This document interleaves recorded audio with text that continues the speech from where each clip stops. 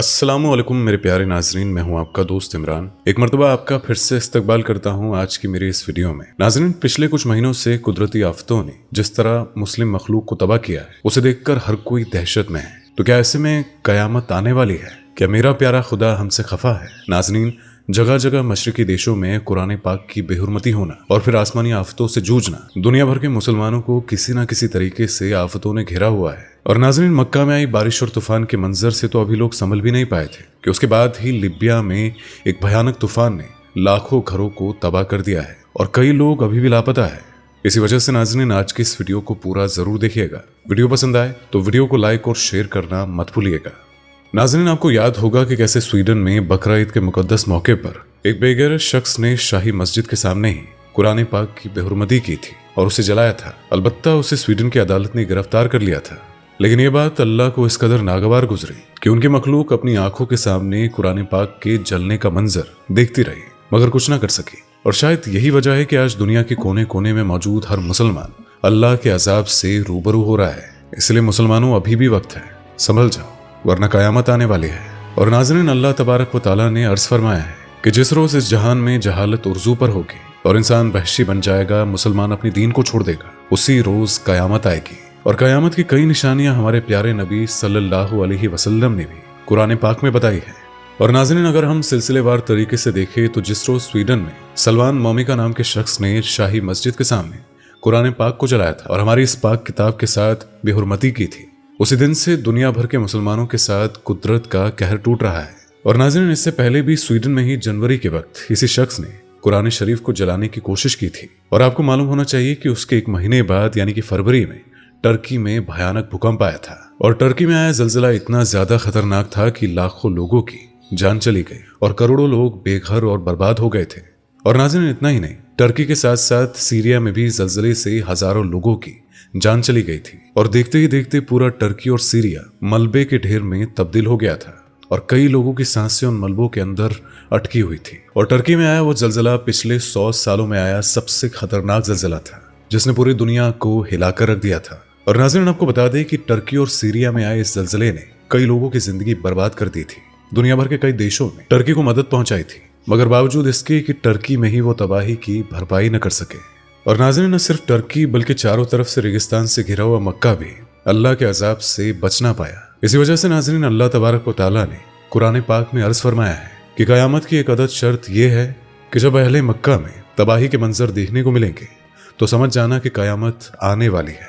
और नाज़रीन, हम सब ने देखा ही है कि कैसे मक्का को चारों तरफ से रेतीले तूफान और जोरदार बारिश ने घेरा हुआ था और यहाँ तक कि खाना काबा के सहन में भी पानी भर गया था। लोग तिनकों की तरह उड़ रहे थे और हर तरफ तबाही का मंजर पसरा हुआ था।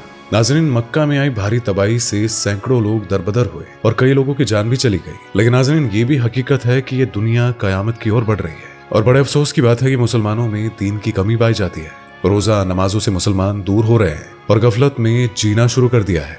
दीनी तालीम को छोड़कर दुनिया की बेफजूल बातों में वो मशगूल रहने लगे हैं। मुसलमान अपना आखिरात खराब कर रहे हैं और हश्र में दोज़ख की आग में जलने का इंतजाम कर रहे हैं। और नाज़रीन, मक्का मुनव्वरा में आया जलजिला और कुछ भी नहीं है, ये सिर्फ अल्लाह का अजाब है। अल्लाह की नाफरमानी करने वालों के लिए सबक है, अल्लाह का गुस्सा है। और ऐसे ही एक नज़ारा उस वक्त देखने को मिला था जब अरब के रेगिस्तान में एक भयानक तूफान आया था और इस रेतीले तूफान की वीडियो भी सोशल मीडिया पर काफी वायरल हुई थी। और नाज़रीन, आपको बता दें कि दुनिया के कोने कोने में जहां कई मुसलमान बसर कर रहे हैं, उनके साथ अजाब नाजिल हो रहे हैं। और हो भी क्यों ना, आजकल का जो मुसलमान है वो अपने दीन को भूल गया है और दुनियावी बातों में मशगूल रहने लगा है। नाज़रीन, आपको बता दें कि आज बहुत कम मुसलमान रह गए जो 5 वक्त की नमाज अदा करते हैं। इस्लामिक कानून के तहत मुसलमानों ने जीना भी छोड़ दिया है, औरतें बेपर्दा हो गई है और मुआशरे में नाच गाना भी आम हो चुका है। यही वजह है कि आज दुनिया में जलजिला आया हुआ है, जो कि अल्लाह तबारक व तआला का भेजा हुआ अजाब है, जो कि हम मुसलमानों पर नाजिल हो रहा है। लीबिया में भी अल्लाह का अजाब नाजिल हो रहा है। लीबिया में अचानक आई बाढ़ से हजारों लोगों की लाशें दफन करने तक के लिए जगह नहीं बची है। लीबिया में लोगों का सब कुछ उजड़ गया है। और नाज़रीन, इस भयानक बाढ़ ने एक ऐसा मंजर पैदा किया है कि देखने वालों की रूह तक कांप जाए।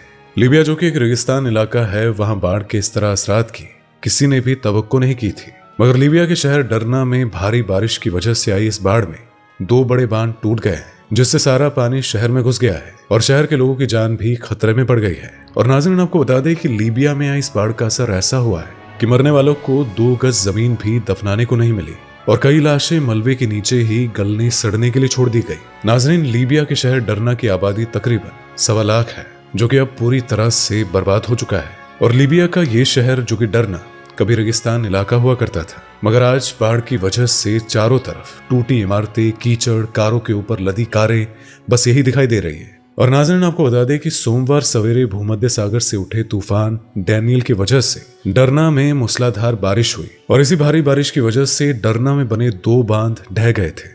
मशरकी लीबिया में एम्बुलेंस और हंगामी खिदमत के करता धरता सलमान अल फरगनी ने जुमेरात की देर रात को ऐलान किया था कि हंगामी अफसरों को उनका काम करने देने के लिए शहरी लोगों को शहर से बाहर निकाला जाए और जो भी जरूरी मदद कर सकते हैं वो कर सके। और नाज़रीन, लीबिया के शहर डरना में कुदरती आफतों के अलावा भी कई ऐसी वजह रही है जो आपको ये सोचने पर मजबूर कर देगी कि आखिर क्यों हमारे दीन की सिखाई हुई बातें एक मुसलमान होने के नाते हम भूलते जा रहे हैं।